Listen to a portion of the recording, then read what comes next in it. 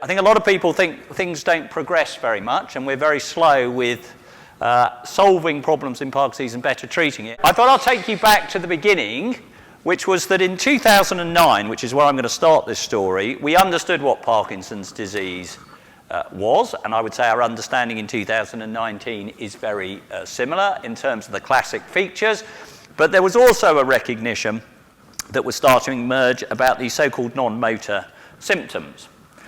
So clinically, we understood Parkinson's in 2009, and I think we better understand it in 2019. I'm not going to spend a lot of time talking about that. And the pathology of Parkinson's disease was really defined in terms of the core problem, which I will come back to in actually 1996 and 7, when the gene alpha-synuclein, which was found in the first ever family of Parkinson's, was found also to be the protein involved with the classical pathology of Parkinson's, which are these Lewy bodies. And that has become a major interest. So do remember alpha-synuclein. In fact, the study which demonstrated that alpha-synuclein was the major constituent of the Lewy body was actually done in Cambridge by Maria Grazia Spilantini. So the very seminal discovery was actually done in this very town. But we understood that clinically, we understood the pathology to some extent in 2009,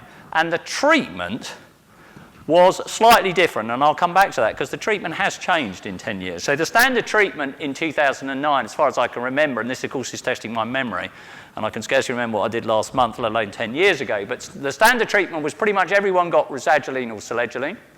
They then got dopamine agonists, so this is the Rapinarole tablet. So at this point, there wasn't quite so much understanding about what these dopamine agonists could do in terms of behavior. Then the standard Sinemet-Madapar, then entacapone, then amantadine, and all of these various treatments. So in 2009, that was the sort of standard understanding. Those were the clinical features. We understood the pathology.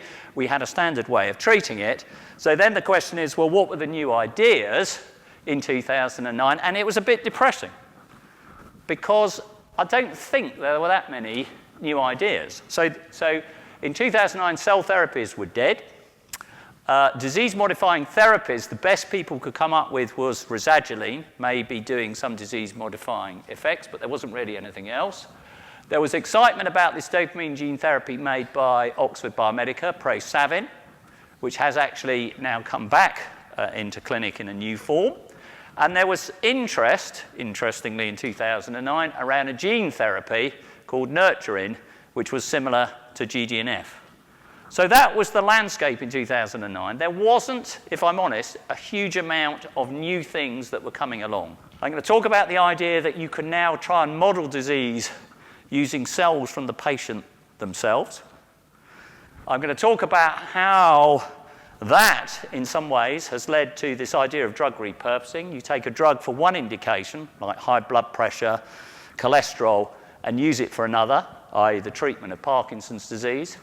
I'm going to talk about this idea of alpha-synuclein, this protein that I mentioned, which lies at the core of Parkinson's, spreading across the brain, possibly starting in the gut, spreading into the brain and then through the brain. So this protein spreading across, and that's opened up ideas about trying to vaccinate people and kill off the protein with immune therapies. And then I'm going to end up talking about my favorite topic, which is trying to repair the brain with cell-based therapies. So those are going to be the 5 big things that I'm going to talk about. They're not the only things that have happened in the last 10 years, but they, I think, are sort of where things are moving.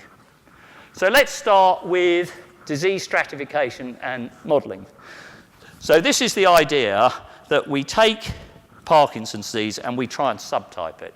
So this had actually started sometime before 2009, but really hadn't really been taken on as a major concern. I think there were views that people did follow slightly different courses, but it wasn't a major issue. So I have to say, back in 2000, we set up a project here in Cambridgeshire called the Campaign Study, which many of you have heard me talk about before, where we collected everybody within the county of Cambridgeshire between 2000 and 2002, and we still follow these people to the present day.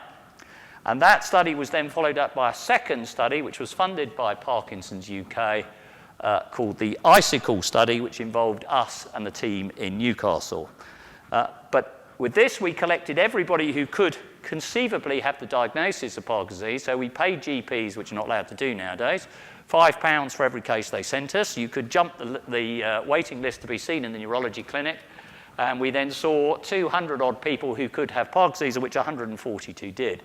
And we follow these people, as I say, to the present day. And that told us, for example, which most people didn't know, that the average age to get Parkinson's disease is 70. And if you actually follow these people over time, then actually, rather a morbid thing, but the death rate, so the mortality for having Parkinson's disease, is no different to the general population. So following all these people to the present day, obviously a significant number of them have now passed on, but the average age of that cohort is 89. So it's not surprising quite a few people have moved on to other things. So this was the first time that we'd ever got that figure. We have obviously followed people over time, and this enabled us to sort of characterize patients as they progressed through. And Caroline Williams-Gray, who many of you will know, is now collecting the 15-year data.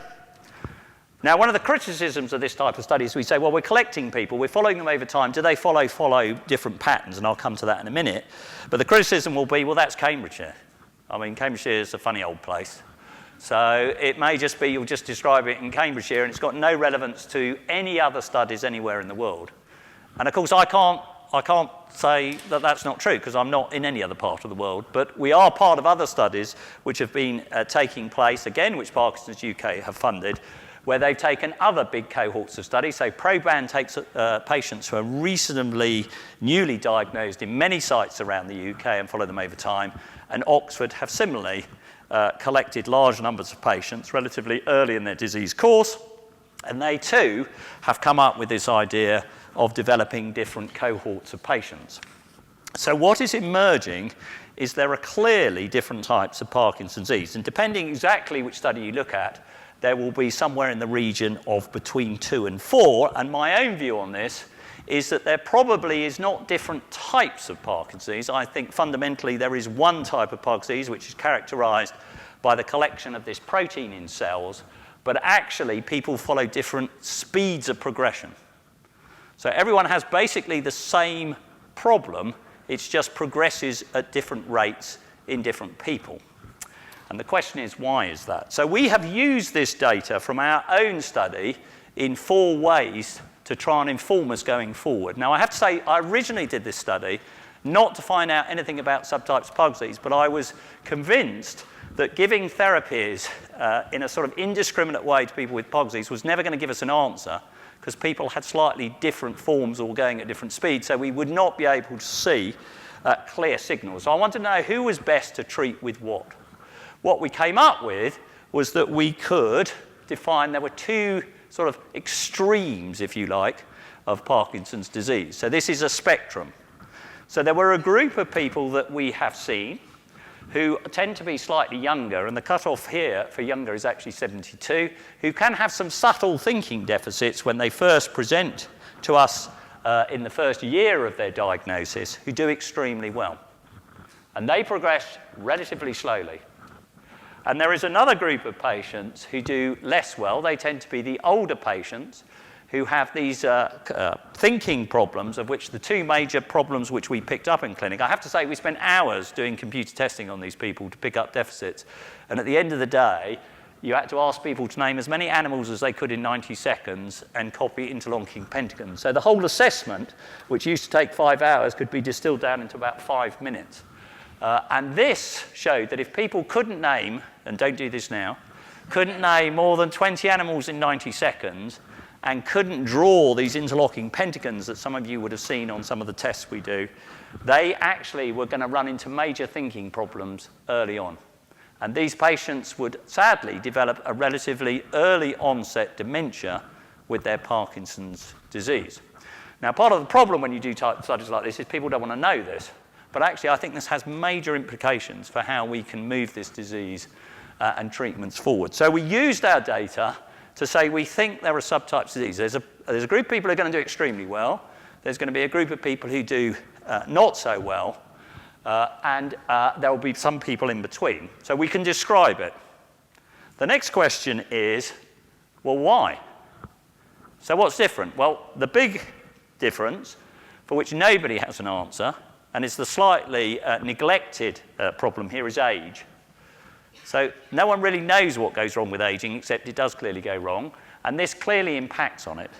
But what we have done is we looked at various genetic variations, so these are variations which people carry normally, and found there were certain genetic variations which pushed you into the more, if you like, malignant form of the disease, and I'll come back to this.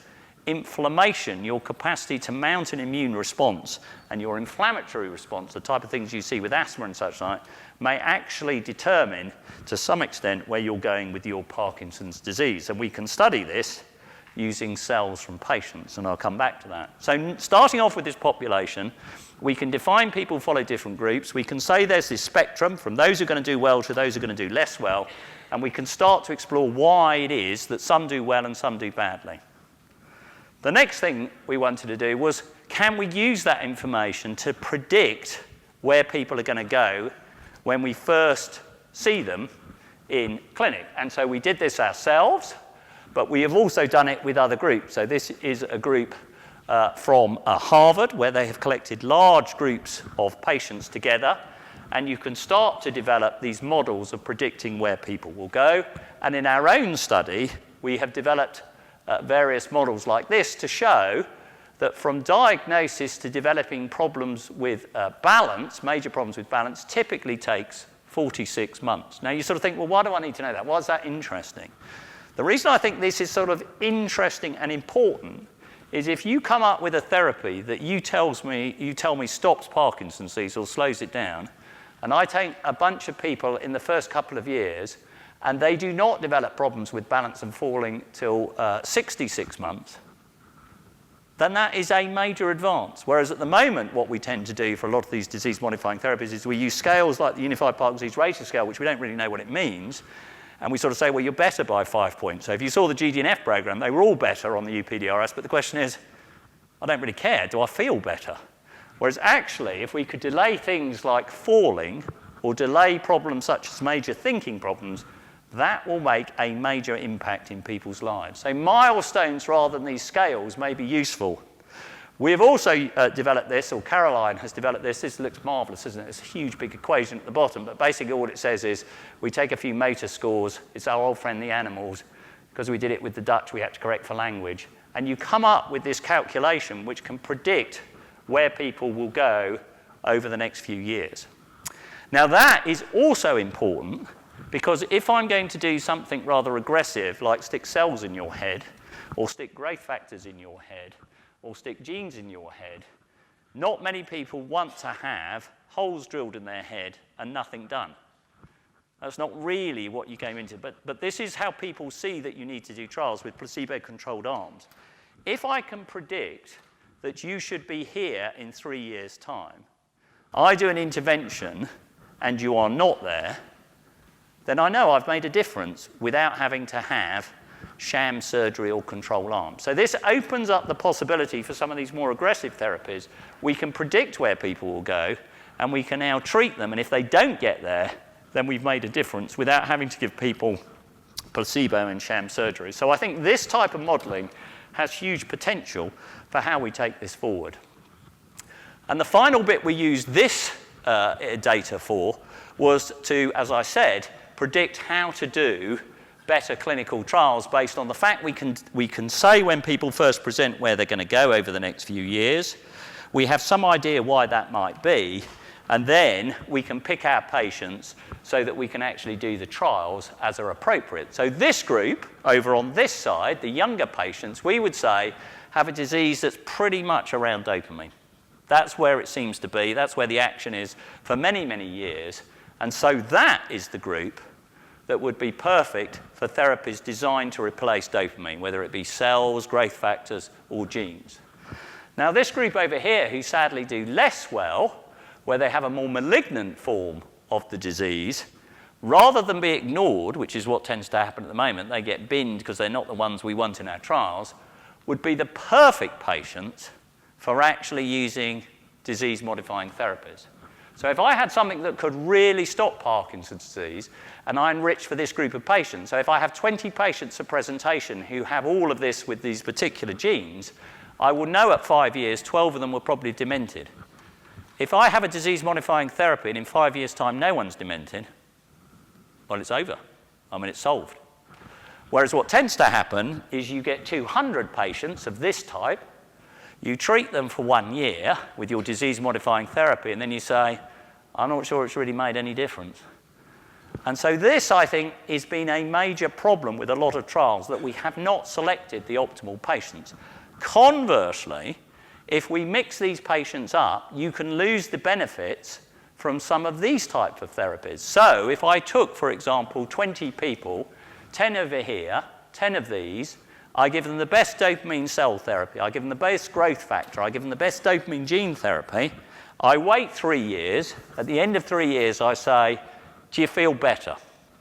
That's my end point, do you feel better? These people are going to say, well, actually I feel pretty crackerjack, I feel pretty good. This group would have all progressed because their problems lie not so much in the dopamine system. They will say, well, I'm not better. In fact, if I'm honest, I'm worse. So now we've got 10 people who are better, 10 people who are worse. You put the two together, and it makes no difference. So you bin the therapy. And that has been one of the problems with respect to this. Now, ultimately, whilst we see these two groups as separate for trials, ultimately, if I can repair this bit of the brain, and I've got drugs that stop the disease, then you can combine them.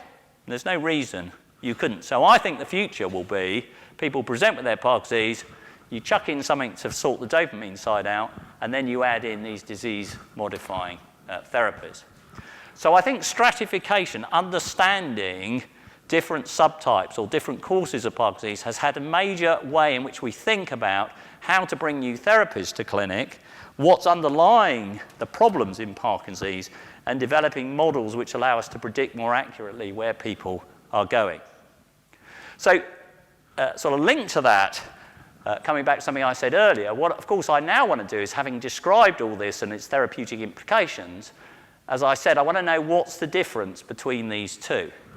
Now, one of the problems with studying Parkinson's disease is the only animal on the planet that gets Parkinson's disease is man. So everything you do in the lab is based on an approximation which isn't actually the disease itself. So can you actually now study Parkinson's disease by studying people themselves in the lab? And so this became possible just over 10 years ago. So this work came from Shinya Yamanaka. So who's going to the World Parkinson's Congress? Anyone going to that? Yeah. So this Shinya Yamanaka will be speaking at the World Parkinson's Congress, and he made these cells for the very first time in Kyoto, where the meeting will take place. So what this work involved, as I say, this is Shinya Yamanaka. Amazingly, he began life as an orthopedic surgeon, which is unusual for orthopedic surgeons to win Nobel Prizes for making these type of cells. And this is John Gurdon, who has a rather extraordinary hairstyle and is a resident of Cambridge. And these two people shared the Nobel Prize in 2012 for their work on stem cells. John Gurdon about cloning, but Shinya Yamanaka, which is who I'm talking about at the moment, developed this technique where you could take cells from people, or adult cells, so you can either take skin cells or blood cells, and then what he discovered was that if you put in various factors, you can take those adult cells, turn them into these so-called induced pluripotent stem cells, which you could then turn into any other cell in the body. So people who study heart disease will use this, people who look at diabetes can do this, but in our particular case what you do is you take these cells and then you turn them into dopamine cells. So the advantage of this is I can now take my patients with different types of Parkinson's disease, I can take a bit of skin or blood from them, I can reprogram them into stem cells, and then I can turn them into dopamine cells and look down into the dish, and in essence I'm looking at their dopamine cells. So this obviously has opened up huge possibilities that you can now study pathology in individuals, which would have probably greater relevance than studying mice or rats that you're trying to mimic the disease. And so this has been done by many groups around the world. This is just one paper that came out earlier this year. The details of it are not important, really, but this is from the group in Oxford, where they did exactly this. They took cells from patients with different types of Parkinson's disease.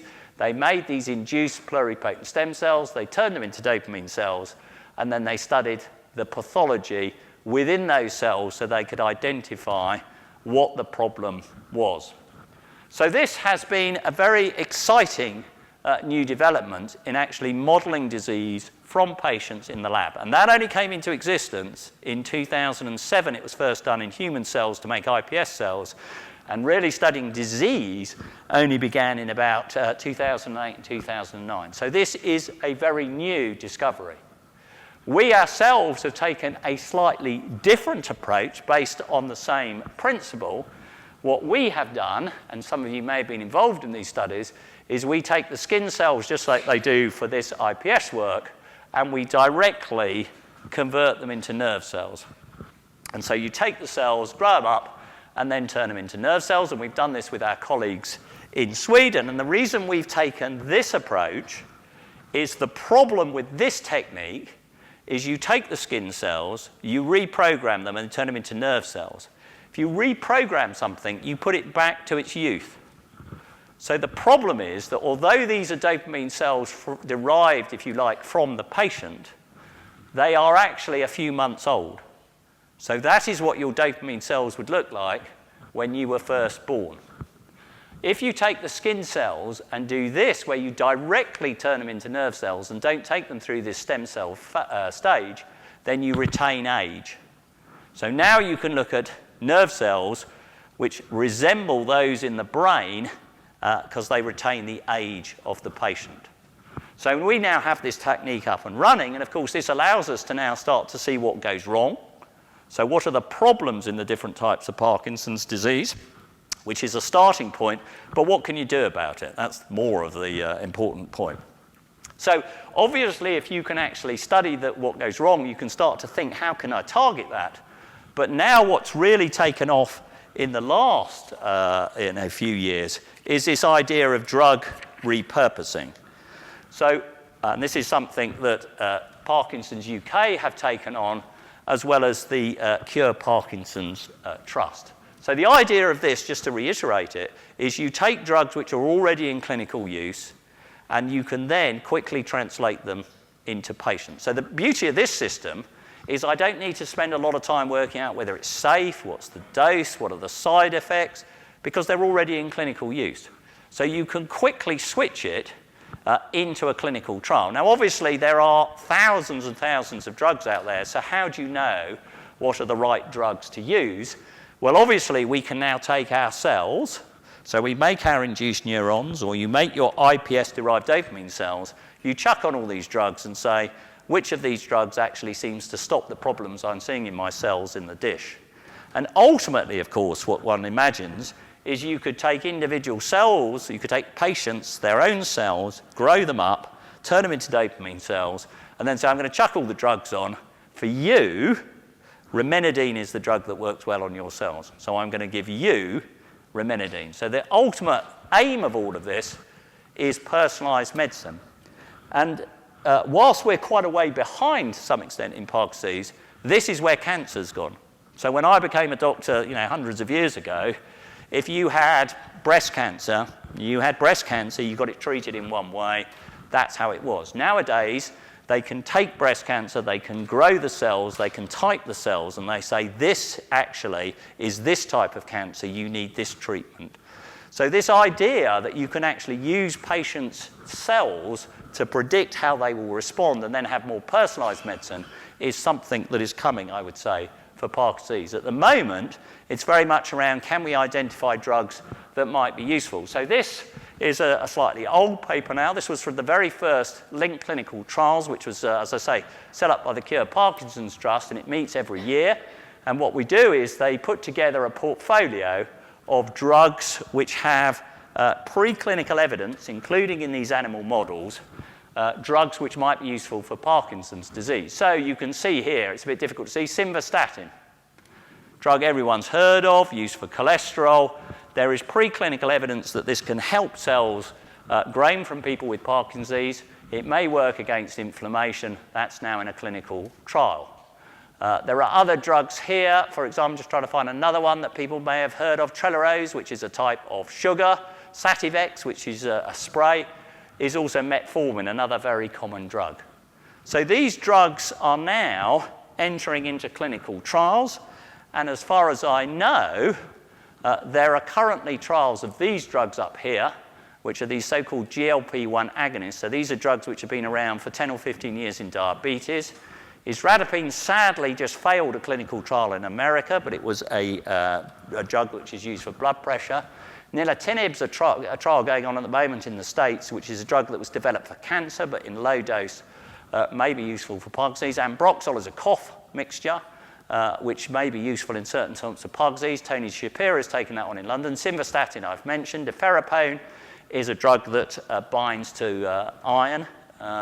Nicotine has been the subject of a trial on the grounds that smoking protects you from Parkinson's disease, but the only thing smoking does actually protect you from. And if it protects you, what could it be? Well, it might be nicotine. So stick a nicotine patch on. And azathioprine, which I'll come back to, which is an anti-inflammatory drug.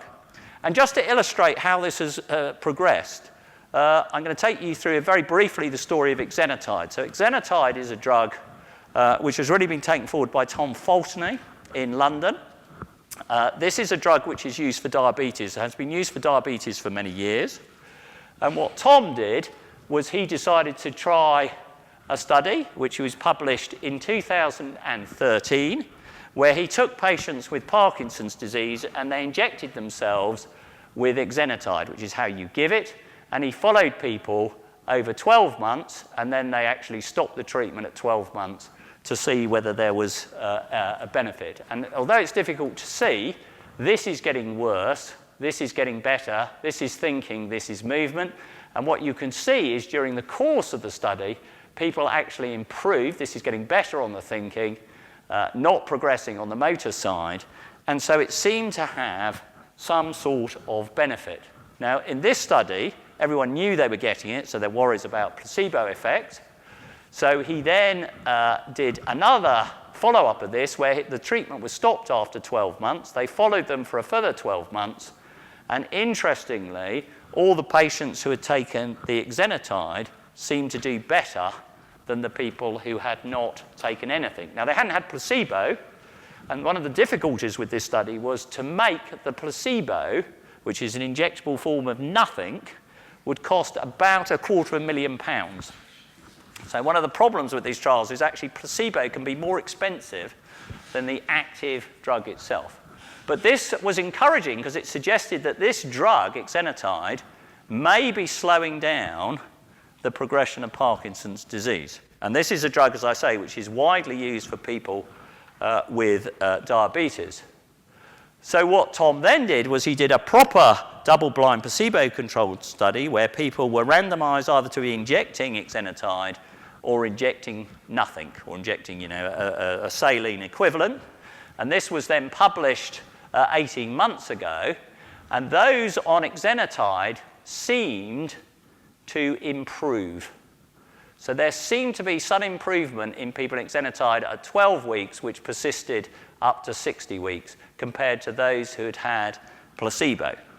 Now, some people would say, is it really modifying the disease, or is it just making people feel a bit better? It has some symptomatic benefit. That we don't know, and this is now subject to another study that Tom is doing, an NIHR-funded study, which is going to start soon. The question is, well, that's interesting that this is an effect. We can take it on to the next trial. Do we know how it's working? Which we don't. But Tom then had this paper this year, so this is now 6 years after the first trial, 7 years, 8 years since he started, and showed that there are these little things which are you can find in the bloodstream, which are secreted from nerve cells and get out into the bloodstream. And this suggests that the drug may be working in a way which affects inflammation. So this is a very exciting new area, I think, the idea that inflammation is important in Parkinson's disease. And the reason it's important is if it is true, then there is something we can do about it now, because we have lots and lots of drugs which target inflammation. But is there evidence that inflammation is important in Parkinson's disease? Well, 10 years ago, we made the first study to show that there is a thing called HLA, which is heavily linked to autoimmune diseases like rheumatoid arthritis, SLE, inflammatory bowel disease. So if you have an HLA association, it implies that there's a major immune aspect to it. And we showed this in a study here, which was subsequently followed up in a bigger study which confirmed it. Caroline also did a study with the Icicle cohort. So if you remember, we had our campaign at the beginning. We then replicated this with a bigger group of patients, including those in Newcastle. And what Caroline did was she looked at the blood samples from people at the time they came to see us for the first time when they were newly diagnosed, and then the patients have been followed over time. And what Caroline found was if you look in the blood of people when they first present, and they have in their blood what looks like a lot of inflammation, they do rather less well than people who have a blood signature, looking at various measures in their blood, which is anti-inflammatory.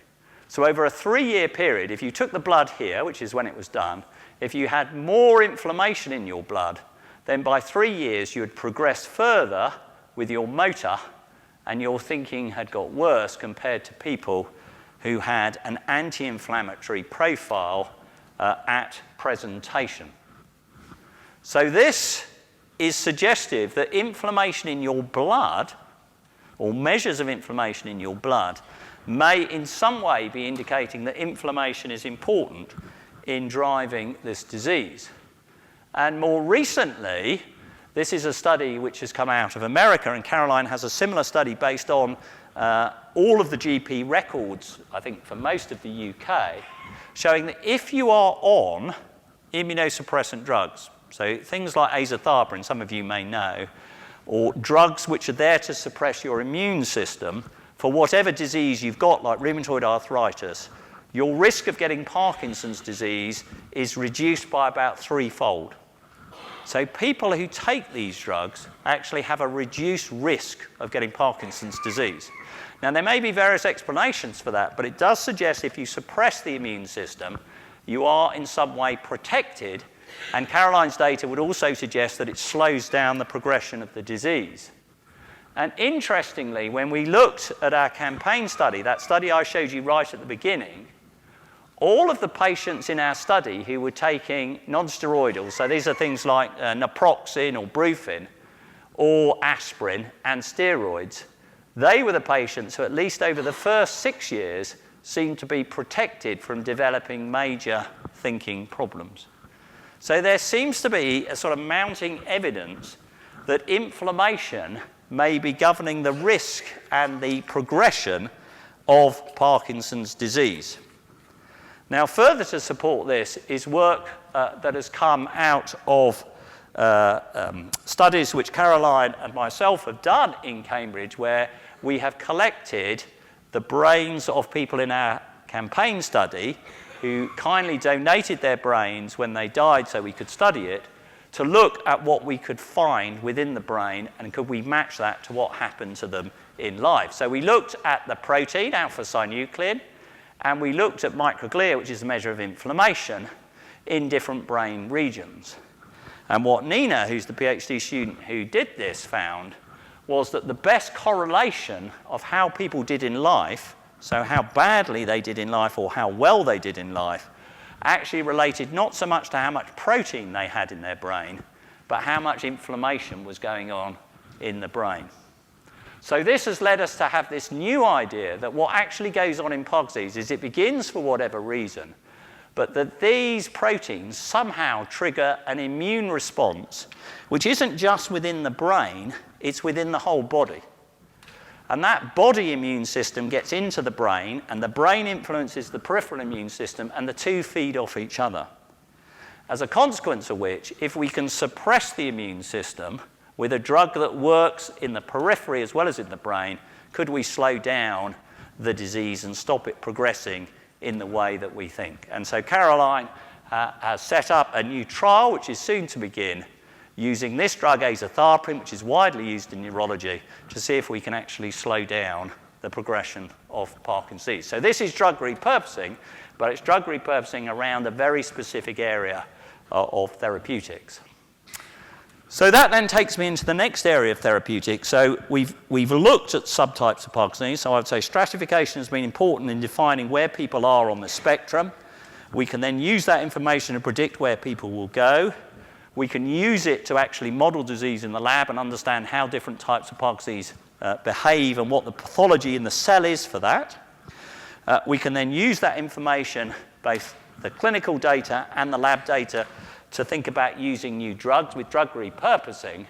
And then the other area where people have got very excited is this idea of protein spread and immune therapies.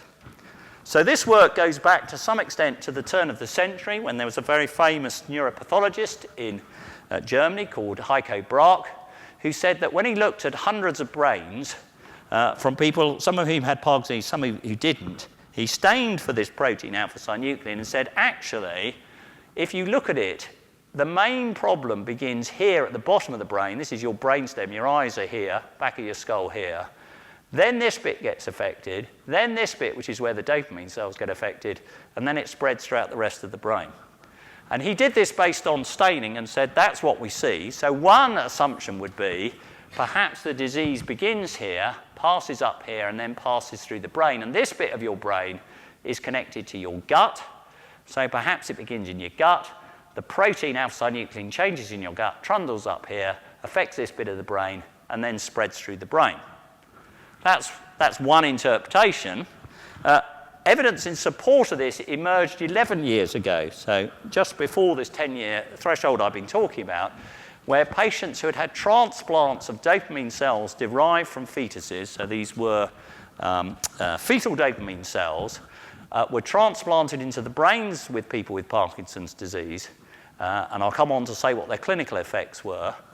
But interestingly, when some of these patients died 10, 15, 20 years after they had their transplants, what was found in the transplants was alpha-synuclein pathology.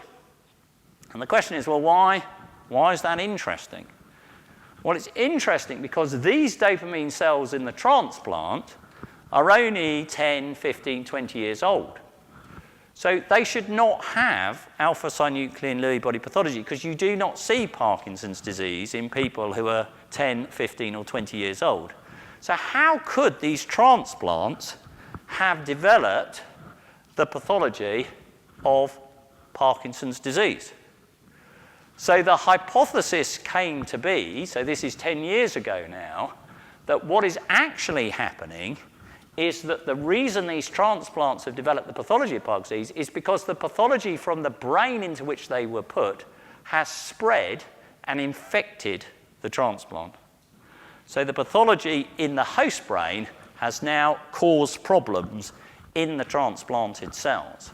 And so this was perhaps best illustrated here in this little commentary which appeared in 2009 about what might be going on. And this is related to prion disease. So prion disease, most of you won't necessarily know about it, but this is mad cow disease, Creutzfeldt-Jakob disease. So what goes wrong in mad cow disease is, and this is different, but the principle's the same in terms of what goes wrong. In mad cow disease, you ingest some protein from the infected meat, which has an abnormal prion protein in it, which when it meets your own prion protein, which we all have, causes your normal protein to become abnormal. That abnormal protein then makes your normal protein become abnormal again and again and again, and so it multiplies and spreads in that way. So what people then proposed goes wrong in Parkinson's disease is for some reason in some people, and this is why maybe something we eat, maybe something in the environment, the alpha-synuclein in your nose and your gut changes in some way. So it doesn't become mutated, it just changes its shape. So instead of being like that, it becomes like that. Now that alpha-synuclein then meets your normal alpha-synuclein, and then your normal alpha-synuclein says, oh, I quite like that shape, and it becomes abnormal. And so the alpha-synuclein now starts to template from normal to abnormal and starts to accumulate. That abnormal alpha-synuclein then trundles down your nerve and then comes out the other end, meets the cell it's connected to, and infects that cell. So the theory would go that this happens, say, in the gut. It goes up your vagal nerve to the bottom of your brain, infects the cells at the bottom of your brain, then passes it to the next cells up the bottom of the brain, then passes it to your dopamine cells, and then spreads it throughout the brain. So that's the theory. Is it true? No one knows. But there are lots of experiments in which people have basically injected alpha-synuclein into animals and demonstrated that if you inject extract of Parkinson's brain into animals, you can get Parkinson's disease pathology in those animals. So that implies that the alpha-synuclein C in Pog disease may have this capacity to seed. Now, what does that mean therapeutically? Well, if this is true, and the protein, abnormal protein, can spread from one cell to another, can we silence it? Can we kill off that alpha-synuclein, which is spreading and causing disease? And so companies have really taken this on. So this has really caught their imagination. And so there are now all of these trials that are ongoing with the idea of using immune therapies and vaccine therapies to kill off the alpha-synuclein. And so these trials are now coming out. So within Cambridge, as part of a big Biogen study where they're actually giving this type of therapy to newly diagnosed patients, Paul Worth is the person locally who's running that trial. So this is a huge area which people now think may have mileage going forward in stopping the disease by killing off the protein that drives it. And the final thing I'm just going to briefly talk about is cell-based therapies. So this is different. So the idea here is we now want to use cell therapies to repair the brain in Parkinson's disease. And what we actually want to do here is we're not going to cure people with it. We're simply going to use cells to replace the dopamine cells. And there are several ways in which you can do this. You can either take the cells from aborted fetuses, take out the developing cells and transplant those. You can actually take these induced pluripotent stem cells and not use them now to model disease, but make dopamine cells and put them back in the brain. Or you can take cells from the spare embryos in IVF programs, so-called ES cells, and turn those into dopamine cells. So where has all this got to? And I would say this, along with vaccines and drug repurposing, these are the three biggest areas in Parkinson's disease at the moment in terms of investment and where people are going. So with fetal dopamine cells collected from aborted human fetuses, this has been around for many years. It's demonstrated that they can work long term, so it's hard to see this, but basically there are patients who've had these transplants for decades who are on no medication and look pretty normal. The problem is not all patients have done that well. Those clinical improvements are matched with pathological improvements. So this is a patient in Sweden who showed a long-lasting response to the transplant. He only ever wanted it on one side of the brain because he did so well. This is the non-grafted side. Brown equals dopamine. Nothing there. All of this are the transplanted cells 25 years after they were put in. So even though the protein can spread into the transplant, at least at 24 years it's not killing it. So even though there's this idea of knocking out the protein spread, it clearly doesn't happen at a rapid rate. And this led us over the years to do a new trial, which I'm not going to talk about because I've mentioned it to many of you before. But essentially, this is a trial that we've run across Europe with European funding, where we collected patients we thought would be optimal for this based on what I said at the beginning, how to deliver it, and we've just completed the grafting of our patients in 2018, and we're now following them up to 2021. The problem with this whole therapy with fetal tissue is it's very ethically controversial.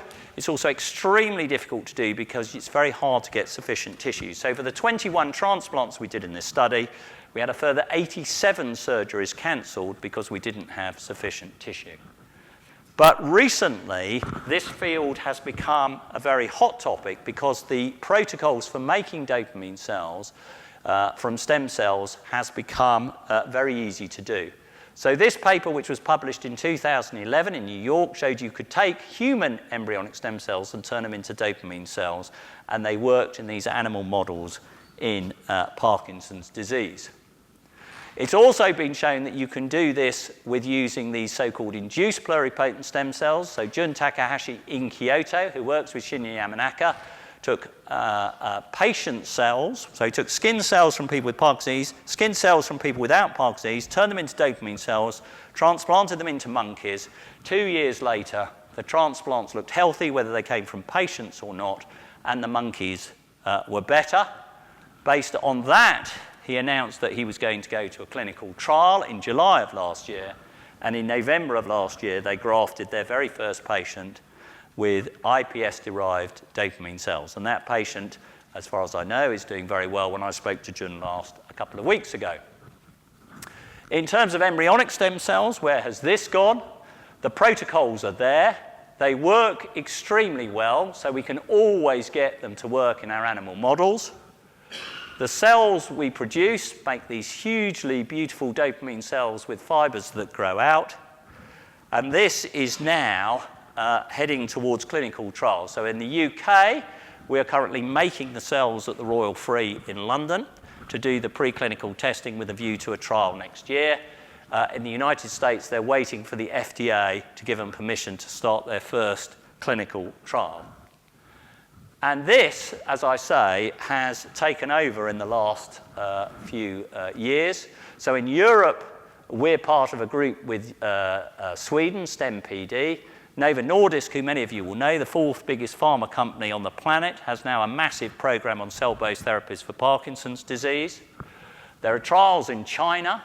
The Kyoto group have trials. Blue Rock have had 225 million put into them to make stem cells for Parkinson's.